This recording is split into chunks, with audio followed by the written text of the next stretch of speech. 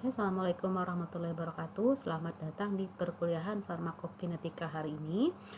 Oke, kita akan membahas mengenai farmakokinetika nonlinear, dan untuk literatur kita masih menggunakan Shargel. Kalian bisa membaca dan memahami pada pada buku Shargel bab 10 halaman 229.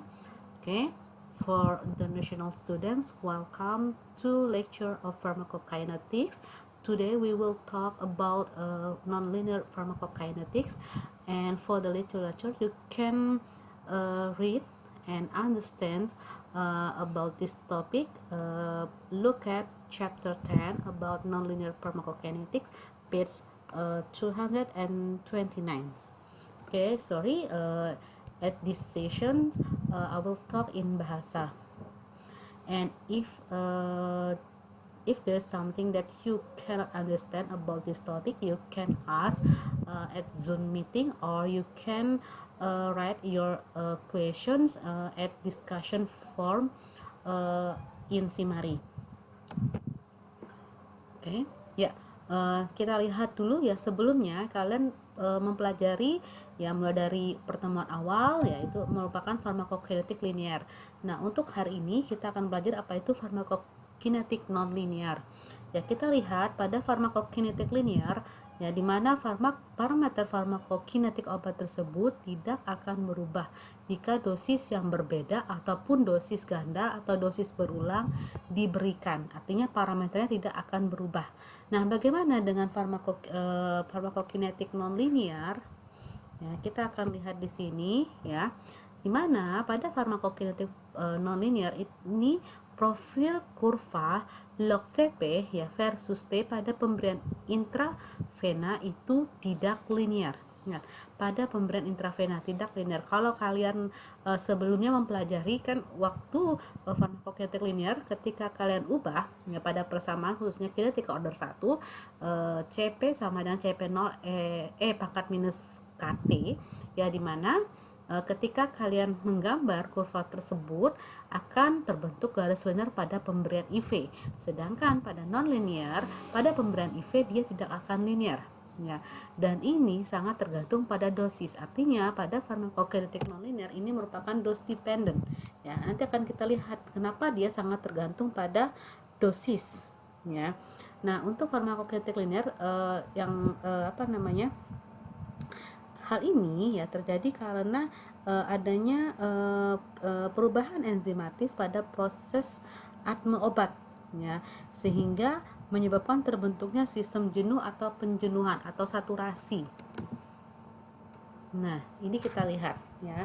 Jadi di sini ya, ini ada di Shargel, kalian bisa lihat di Shargel edisi internasional di halaman 229, yang dimana kinetika obat di dalam tubuh itu menjadi non-linear. Ada beberapa penyebabnya, adalah seperti kenaikan dosis atau bisa juga karena pengobatan kronik. Kemudian juga adanya proses yang mengakibatkan terjadinya penjenuhan sistem enzim atau sistem yang diperantarai pembawa.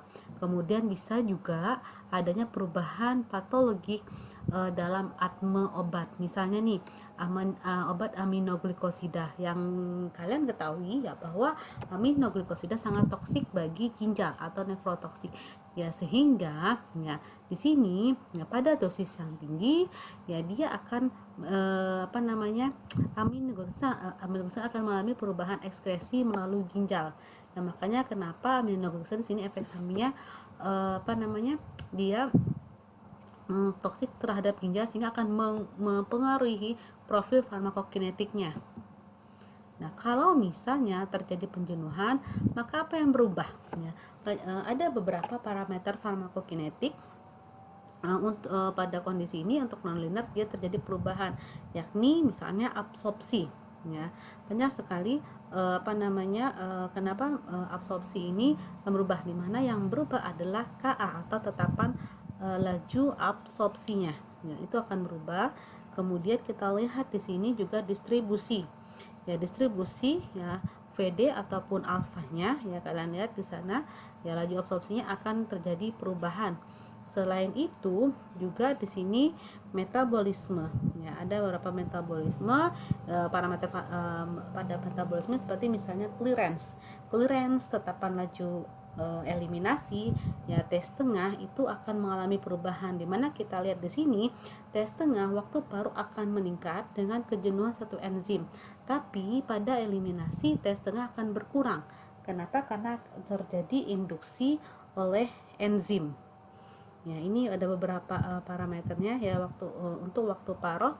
Kemudian juga di sini kita lihat eliminasi, ya. Eliminasi ini pada renal dengan mekanisme sekresi tubular aktif, dan jika dosis tinggi maka dia akan lebih jenuh. Ya, khususnya di sini di mana di sini akan kita lihat clearance, ya. Jika dosis tinggi maka kadang menjadi lebih jenuh sehingga clearance akan meningkat. Kemudian juga di sini CP-nya, apa yang terjadi pada CP? Ya, CP kadar obatnya akan menambulon dan AUC akan mengalami peningkatan. Ya, dimana AUC ini juga di bawah tidak proporsional dengan peningkatan dosis, ya, tetapi kenaikan CP dan AUC ini tidak linear dengan kenaikan dosis. Nanti akan kita lihat di sini. Ya, oke, kita lihat di sini ciri-ciri farmakokinetika obat non-linear. Ya, ciri farmakokinetika non-linear pada suatu obat, di mana di sini eliminasi obat tidak mengikuti kinetika order 1 yang sederhana, tetapi dia mengikuti kinetika eliminasi non-linear. Jadi tidak order 1 ataupun juga order 0. Dan T setengah eliminasi itu lebih besar kalau dosis dinaikkan. Sedangkan AUC itu juga tidak sebanding dengan jumlah obat yang ada di dalam sistemik. Komposisi metabolit obat dapat dipengaruhi oleh perubahan dosis, dan penjenuhan dapat dipengaruhi oleh obat lain yang memerlukan sistem enzim ataupun sistem yang diperantarai pembawa yang sama. Nah, kita lihat di sini pada kurva ada di Shargel buku kalian bisa lihat di sini pada dosis obat yang rendah, kita lihat di kurva B. Ya, ini waktu versus plasma, ya, konsentrasi plasma. Ya, kita lihat di sini pada kurva B, ini perubahan konsentrasi dalam tubuh mengikuti model farmakokinetika linear. Kalian lihat di sini, ya enggak? Ini mengikuti kinetika linear. Tetapi ya, ketika dosis ditingkatkan, coba lihat di sini dosis sangat tinggi, ya kan? Nah, ketika dosis ditingkatkan sampai sekian kali lipat, maka perubahan tidak mengikuti kinetika model farmakokinetik linear. Kalian lihat di kurva A, tidak lurus. Padahal sebenarnya pada kurva ini adalah kurva log, ya. 10-100 kalau dilihat di sini adalah kurva dia dikonversi menjadi log. Ya, seharusnya dia memiliki garis lurus, tapi ketika dosis ditingkatkan sekian kali maka dia akan menjadi non linear seperti kurva A. Ya, di sini kemana di sini akan terjadi mengalami penjenuhan. Ya. Nah, kita lihat di sini ya bagaimana proses eliminasi enzimatik yang dapat jenuh. Ya, di sini kita lihat ya eliminasi obat melalui suatu proses yang dapat jenuh yang digambarkan oleh kinetika Michaelis-Menten, ya.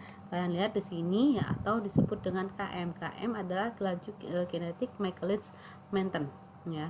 Nah, di sini laju eliminasi ya, itu kalian bisa lihat DCP per DT sama dengan VM dikali CP per KM plus CP.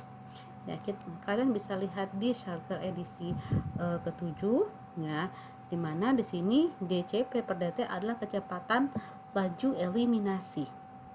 Ini kecepatan laju eliminasi, ya, itu sama dengan ya kecepatan eliminasi maksimum VM, ya, dikalikan dengan kadar obat di dalam darah per KM. KM adalah kapasitas sistem enzim metabolisme, yang mana nilainya nilai sama dengan kadar per jumlah obat di dalam tubuh, ya, pada setengah kali Vmax, yaitu adalah KM. Jadi KM adalah kapasitas sistem enzim. Nanti akan kalian bisa lihat ya di beberapa contoh soal, ya. Kemudian ya di sini ya kalau misalnya konsentrasi obat itu CP lebih besar, Ingat, misalnya anggap di sini CP lebih besar, di mana CP lebih besar, sangat lebih besar dari KM, maka di sini kita akan lihat cenderung KM itu dianggap apa? Dianggap tidak berarti. Ya kan? Semakin besar CP berarti KM tidak terlalu besar. Anggaplah misalnya 1000, ya. Misalnya CP 1000 dan KM misalnya 1. Kan per 1001 artinya dianggap KM itu tidak ada, ya. Artinya, oke. Jadi sehingga persamaan di sini adalah VM dikali CP per CP sama dengan berarti laju kecepatan eliminasi sama dengan kecepatan eliminasi maksimum atau VM, ya. Sedangkan kalau misalnya konsentrasi obat kecil, ya, sangat kecil dari KM, maka otomatis di sini adalah CP dianggap ya tidak berbanding nyata, ya, artinya hampir sama dengan KM, ya. Jadi laju eliminasi sama dengan ya VM dikali CP per KM. Oke, ya, saya harap kalian bisa memahaminya. Ya, jadi di sini CP ya sama dengan K aksen dikali CP. K aksen adalah VM per KM. Nah, untuk dilihat di sini ya, pada saat CP lebih besar daripada KM, ya sangat besar daripada KM, maka ini terjadi kejenuhan enzim, ya. Dan nilai KM artinya di sini nilai KM-nya bisa diabaikan. Dan laju eliminasi itu akan konstan sama dengan kecepatan eliminasi maksimum. Jadi laju eliminasi akan konstan. Ya, kemudian kalau misalnya CP sama dengan KM, ya, itu artinya laju eliminasi sama dengan setengah dari laju maksimumnya. Ini tadi saya bilang ke kalian pada slide sebelumnya. Sebentar, ya. Nah, di sini maka lajunya akan menjadi setengah, laju eliminasi sama dengan setengah dari laju maksimum, ya. Oke. Nah, kita lihat lagi ya di sini, ya, kalau misalnya CP kurang dari KM, maka apa yang terjadi? Ini laju eliminasi menjadi order reaksi pertama. Ya, di mana di sini DCP per DT sama dengan K aksen dikali CP. K aksen adalah VM per KM, kecepatan eliminasi maksimum per kapasitas sistem enzim, di mana dia bisa dianggap dengan order reaksi 1. Nah, kita lihat di sini bagaimana eliminasi obat dengan farmakokinetika kapasitas terbatas model kompartemen 1 injeksi IV bolus. Nah, di sini ya, laju eliminasi suatu obat yang mengikuti farmakokinetik kapasitas terbatas ditentukan oleh VM dan KM, artinya ditentukan oleh kecepatan eliminasi maksimum dan juga kapasitas sistem enzim tersebut.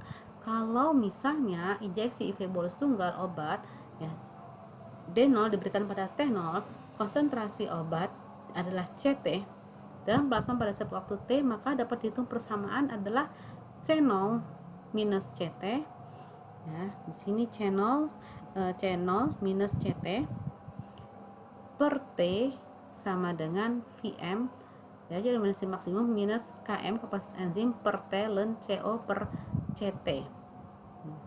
Nah, ini ya, untuk rumus ini maka kita lihat di sini, ini kalau misalnya dalam plasma. Tetapi kalau yang diketahui adalah jumlah obat dalam tubuh setelah injeksi IV bolus, maka bisa saja kalian ganti C0 minus CT dengan dosis 0 per minus dosis T, ya, per T-nya berapa sama dengan VM minus KM per T ln D0 per DT, ya. Ini untuk eliminasi obat dengan farmakokinetiknya ada kapasitas terbatas atau model kompartemen 1 injeksi IV bolus, ya. Oke, itu kalian bisa lihat di Sharga halaman 233. Kalian bisa memahaminya. Jika nanti kalian tidak paham, kalian bisa menanyakan pada saat kita Zoom meeting ataupun di forum diskusi. Nah, untuk menghitung waktu yang diperlukan untuk mendosis obat ke suatu jumlah tertentu dalam tubuh, maka persamaan sebelumnya bisa diturunkan menjadi ini, ya. T sama dengan 1 per VM, ya, dikalikan D0 minus DT plus km dan d0 per dt. Ya, itu kalian bisa lihat ya di Shargel ya pada persamaan 10.6 ya. Nah, oke, selanjutnya ya kalian